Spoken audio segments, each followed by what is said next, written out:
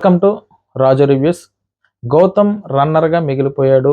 విన్నర్కి అన్ని బెనిఫిట్స్ దక్కాయి తప్ప రన్నర్కి ఎటువంటి బెనిఫిట్ లేకుండా ఉత్తి చేతులతోనే గౌతమ్ బయటకు రావడం జరిగింది. ఎందుకంటే సెకండ్ ప్లేస్లో ఉన్నాడు.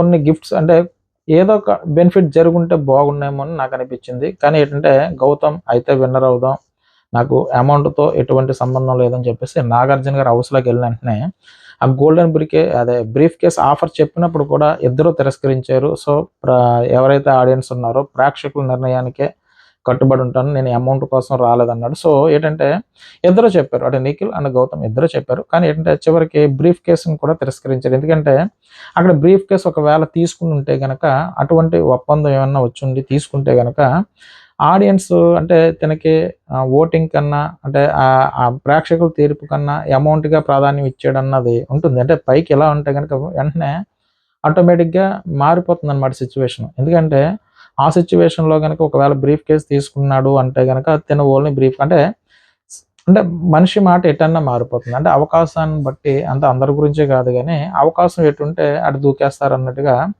ఒకవేళ బ్రీఫ్ కేస్ ఒకవేళ గౌతమ్ తీసుకున్నాడు అనుకోండి, ఏమంటారు, ఇన్ని రోజులు ఓటింగ్ చేసి గెలిపించుకుంటూ వచ్చాం అంటే ప్రేక్షకుల తీర్పుకి వ్యతిరేకంగా అంటే విన్నర్ అవుతాడో కాదో అప్పుడు తెలియదు కాబట్టి, సో కాబట్టి తనకి అమౌంటే ముఖ్యం అన్న టాపిక్ కూడా రన్ అవుతుంది. సో కొంతమంది ఏమంటారు, మంచి తెలివైన నిర్ణయం తీసుకున్నాడు, అంటే విన్నరు నిఖిల్ అని తెలిసిన తర్వాత, అంటే నిఖిల్ అని మనకు తెలిసిన తర్వాత, సో ఆల్రెడీ తన సెకండ్ ప్లేస్లో ఉన్నాడు, బాగా గెస్ట్ చేశాడు, మంచి గేమ్ అయితే ఆడాడు. సో కాబట్టి అమౌంట్ని తీసుకున్న అనుకునే వాళ్ళు కొంతమంది ఉండొచ్చు.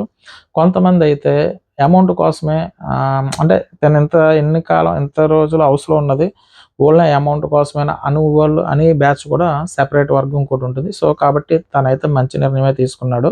సో కాబట్టి నాకు విన్నర్ అవ్వాలని ఉంది తప్ప అమౌంట్ కోసం నాకు నథింగ్ అన్నట్టుగా తను చెప్పడం. సో ఇక్కడ విషయం ఏంటంటే టోటల్గా వస్తే విన్నర్కి బెనిఫిట్ కలిగింది కానీ రన్నర్కి పెద్దగా బెనిఫిట్స్ ఏమీ లేదు. సో ఈ సీజన్కి సంబంధించి ఓన్లీ పారితోషికం ఒకటే దక్కించుకున్నాడు గౌతమ్. సో వీక్లీ 1,75,000 పారితోషికం. యావరేజ్ని చూసుకుంటే 10 వారాలు ఉన్నాడు కాబట్టి ఎంత లేదన్నా ఒక 17 లక్షల అమౌంట్ అయితే మాత్రం తను రెమ్యూనరేషన్గా తీసుకున్నాడని నా సోషల్ మీడియాలో వచ్చిన సమాచారం ప్రకారం చెప్పడం జరుగుతుంది. సో నేను చెప్పిన విధానం మీకు ఏమైనా నచ్చినట్టయితే కనుక నా ఛానల్ సబ్స్క్రైబ్ చేయండి, ఓ లైక్ కొట్టండి.